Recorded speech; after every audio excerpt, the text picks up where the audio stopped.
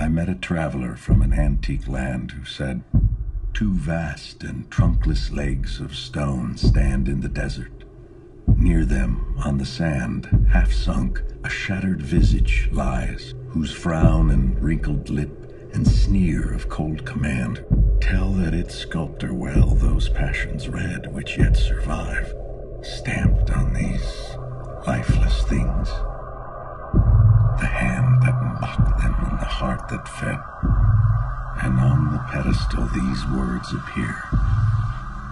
My name is OZYMANDIUS, King of Kings. Look on my works, ye mighty, and despair." Nothing beside remains. Round the decay of that colossal wreck, boundless and bare, the lone and level sands stretch far away.